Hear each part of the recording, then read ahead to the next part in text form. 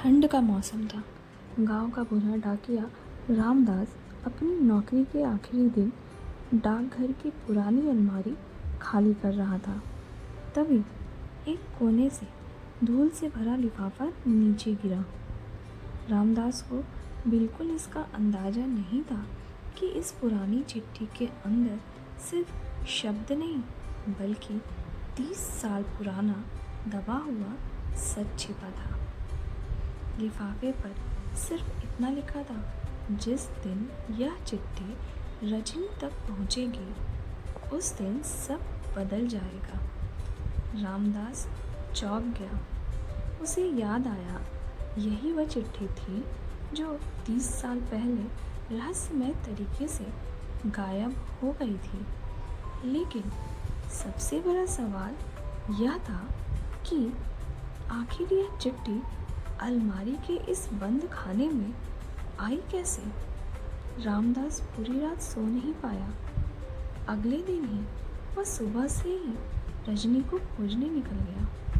रास्ते में एक बुजुर्ग ने उसे देखकर कहा, अगर तुम रजनी के पास जा रहे हो तो पहले मंदिर के पीछे वाले पुराने कुएं के पास जरूर जाना।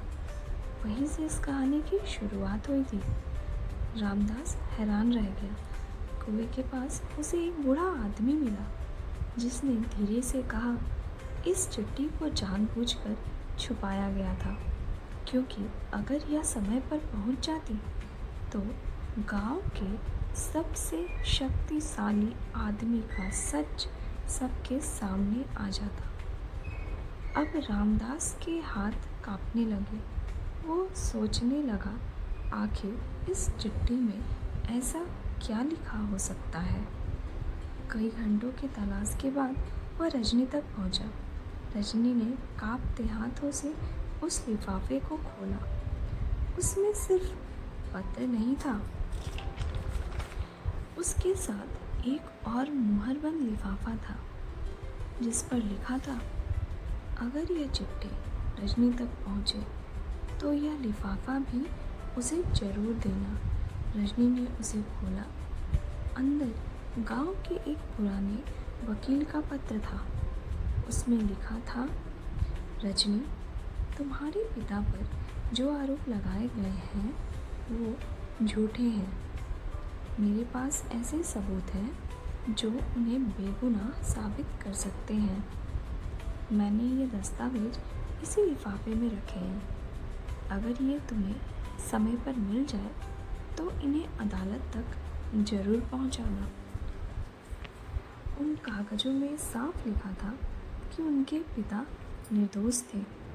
गांव की जमीन के विवाद में उन पर जो आरोप लगाए गए थे वो झूठे थे।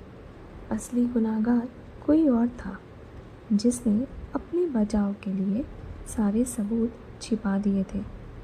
गांव वालों की बेइज्जती, ताने और झूठे इल्ज़ामों से परेशान होकर उसके पिता ने एक दिन अपनी जान दे दी थी। रजनी की आंखों से आंसू बहने लगे। वह रोते हुए बोली, अगर ये चिट्ठी 30 साल पहले मिल गई होती तो शायद मेरे पिताजी आज जिंदा होते। रामदास के हाथ कांपने लगे।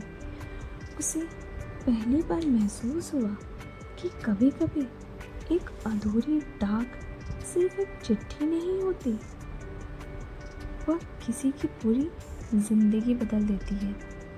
उस दिन गांव के चौपाल पर उन कागजों को सबके सामने पढ़ा गया। 30 साल बाद पहली बार रजनी के पिता का नाम बेगुनाह साबित हुआ।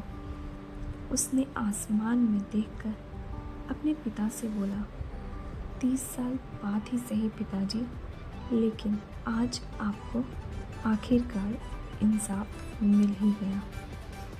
गांव में सन्नाटा था और रामदास की आंखों में सिर्फ एक ही बात थी, सच देर से आया, लेकिन इस बार उसने झूठ को हमेशा के लिए मिटा दिया।